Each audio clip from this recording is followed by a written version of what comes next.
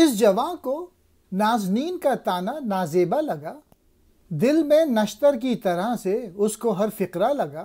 یوں کہا اس نے کہ اے گندم نمائے جو فروش، تجھ سے شیخ و برہمن سب ہو گئے ملت فروش۔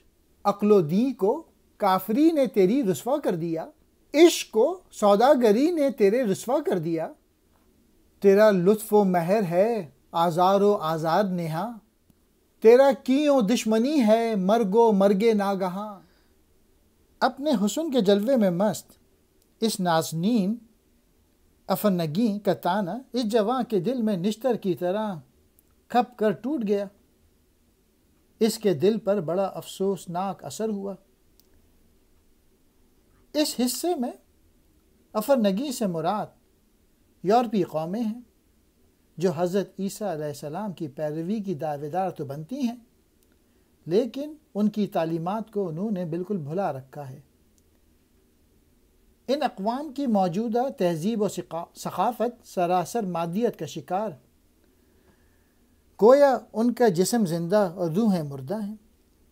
فرنگی کی تانا بھری باتیں سن کر وہ نوجوان بولا، اے گندم دکھا کر جو بیچنے والی، یعنی فریبی حسینہ، تیری وجہ سے شیخ اور برہمن ملت فروش بن گئے ہیں۔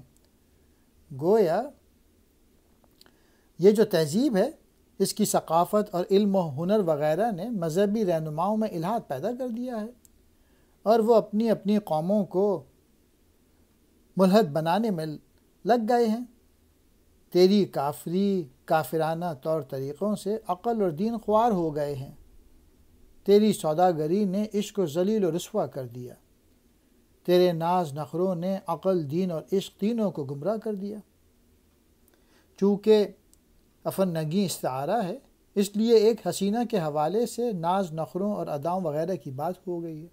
تیری محبت ایک اذیت ہے، اور اذیت یا بیماری بھی ایسی جو پوشیدہ ہے۔ تیری دشمنی موت ہے، اور موت بھی ایسی جو اچانک واقع ہوتی ہے۔ ازر نہا گویا ایسی بیماری جو انسان کو اندر ہی اندر گھلا دے اور اسے پتہ نہ چلے، جیسے دق کا مرض یا دق کا مرض۔